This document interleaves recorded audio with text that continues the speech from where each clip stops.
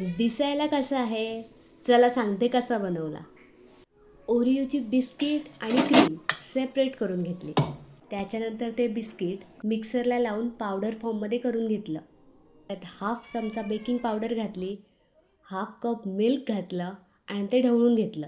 हे स्टर करता करता गॅसवर कढई ठेवली. त्यात थोडं जळू नये म्हणून पाणी घातलं आणि टोप वगैरे ठेवतात ते स्टँड आतमध्ये ठेवलं.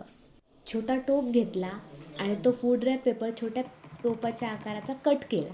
त्या टोपाला खालून तेल लावलं आणि तो फूड रॅप पेपर वर घातला आणि त्याला वरून तेल लावून ते बिस्किट त्यामध्ये ओतलं, पोर करून घेतलं आणि कढईमध्ये ठेवलं. त्यानंतर ही ओरिओ बिस्किटची क्रीम त्यामध्ये मिल्क घातलं आणि ते पण ढवळून घेतलं. त्याच्यानंतर डार्क कंपाऊंड चॉकलेट घेतलं. तुम्हाला पाहिजे तर तुम्ही व्हाईट पण घेऊ शकता. मग त्यात थोडंसं मिल्क घातलं आणि आपला केक शिजला आणि तो काढला आणि त्याच्यानंतर हे चॉकलेट लिक्विड फॉर्ममध्ये व्हायला आतमध्ये ठेवलं. आपलं चॉकलेट पण मेल्ट झालं आणि तिकडे केक पण थंड झाला.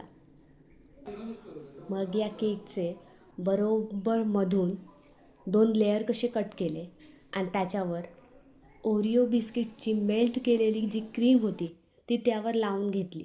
अगदी पातळ लेयर करून घेतला